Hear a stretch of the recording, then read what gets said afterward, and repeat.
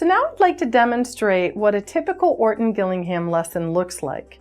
An Orton-Gillingham lesson is typically comprised of 5 main components. A review drill that's broken into 3 components called the 3-part drill, teaching a new skill and practicing through dictation, the syllabication process for decoding a multi-syllable word, read words, which are our version of sight words, and we end the lesson with oral reading. So the first part is the 3-part drill, and this is a review drill, a review of the concepts that the student has already learned. The first is a visual drill, and this is tied to reading skills. So the teacher is going to hold up cards with the patterns that the student has previously learned, and the student will say the sound. So they'll say v, w, y, and so on. From there, we're going to go to the auditory drill, which is tied to spelling skills. So the teacher is going to say a sound in the language, and the student's going to give all the known spelling patterns for that sound, or all the spelling patterns the student has learned. It might start off very simple, like the teacher says a, and the student would write in the sand tray a. The sand gives it a tactile element to it, and it's going to get very advanced. Eventually we'll get up to, for example, the teacher will say 5 ways to spell the sound A. And the student will write in the sand, A spells A silent E, A I, A Y, A, and EIGH, A. From there we go to the blending drill. And the blending drill, sometimes it'll be real words on the blending drill, like this one, hut. But sometimes it will be a nonsense word like vut, which could be part of a larger word. So what we do is we practice conventional Anglo-Saxon patterns on the blending drill.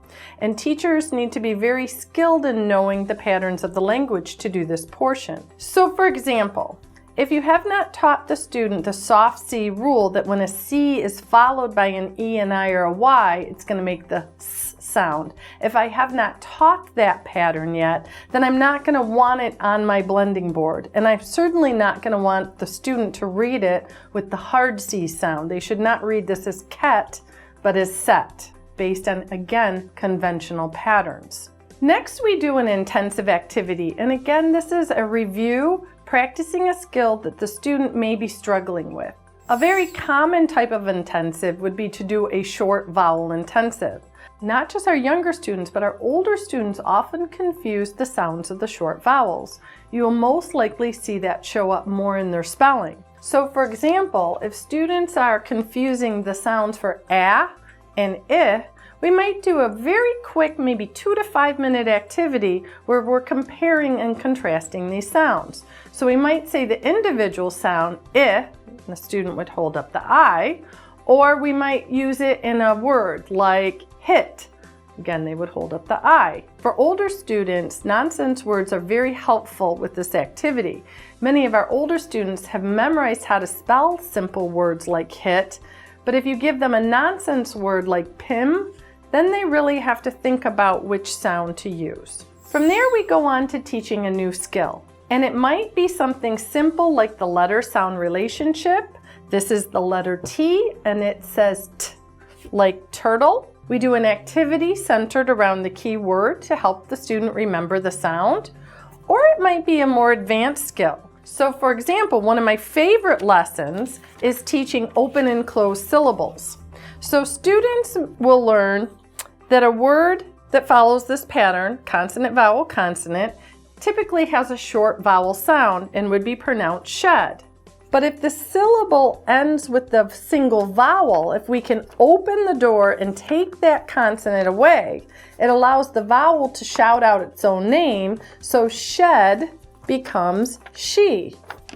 Just like got becomes go, and him becomes high.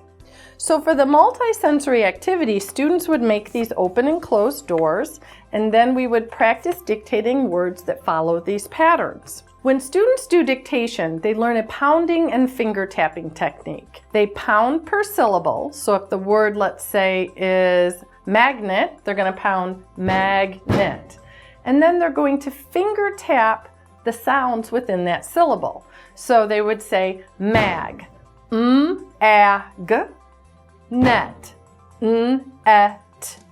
What that does is it forces the student to isolate each sound, it slows them down, and increases their accuracy. From there, we move on to the syllabication process, which is a process for breaking down multi-syllable words into their individual syllables. So here I have a word that a student may or may not recognize. And what we're going to teach them to do is find and underline their vowels, mark them with a V for vowel, draw a bridge between the vowels, and label the consonants on the bridge. The student is going to divide according to the pattern. This VCCV pattern is one of the most common patterns in the Anglo-Saxon portion of our language.